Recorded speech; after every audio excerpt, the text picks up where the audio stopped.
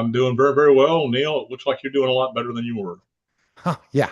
Next week, I'll be back to the real media giant. But right now, I'm ready to go back to sleep. Today's topic today is market crashes don't start on Wall Street. They start in the economy. Why do economic shifts usually happen when before stock markets crashes? Neil, basically because financial markets react to underlying economic stress, such as slowing demand, declining profits, or tightening credit. Absolutely, with a tightening credit. What economic indicators often signal trouble ahead? Again, there's declining consumer spending, uh, rising unemployment, tightening lending standards, and weakening housing markets. And hopefully, the housing markets are going to start rebounding because of the decrease in the interest rates. Right. And that's where the rates dropping is going to be such an important thing to look at so we don't get to that. Because you're right, Alan. We're starting to click on maybe potentially rising unemployment, potentially weakening housing markets. None of this has to do with basically just history. Now with AI, that's why you're seeing a rising in unemployment. And then you see a weakening housing market if you don't lower interest rates. Why is consumer confidence so important, Alan? Well, consumer spending drives much of the economy. When confidence fails, businesses feel the impact quickly. And, for the last 4 years before this year, the economy, the news organizations fed us so much crap and said there was nothing wrong. I don't want to get into that, Neil, but Yeah. Okay. Got it. But consumer spending such an something to definitely look at. Why? yes, How do supply chain disruptions affect markets?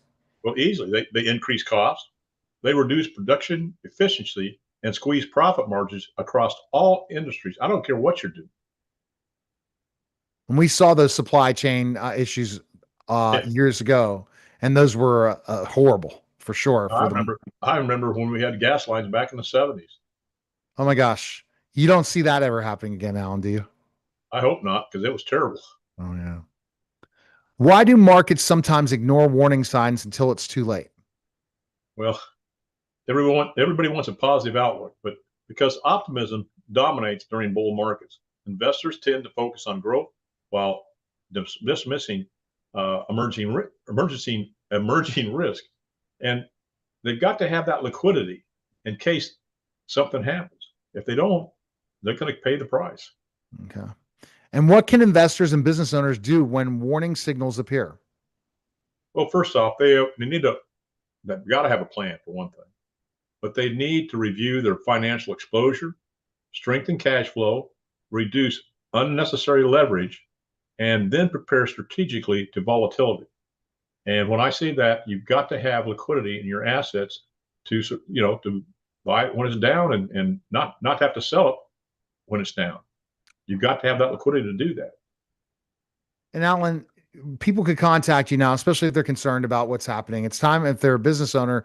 We're almost through Q1 already, which is amazing. We're in the third month of Yep. Q1. They need to get with you because before you know it, we'll be at Q4, and they should have contacted Alan today. So you don't charge your consultations, do you? No, Neil, it's all about education. And I want people to call me at 910-551-1046. They can always go to my website, which has an appointment schedule there. It's strategicwealthstrategies.com. It has a plethora of information. I have a tax calculator on there for retirement taxes. Also, it's got a ton of information. Or they can always email me at strategicwealth, the number 0 at gmail.com. All right. We appreciate it, Alan. Thanks again. You bet. That was the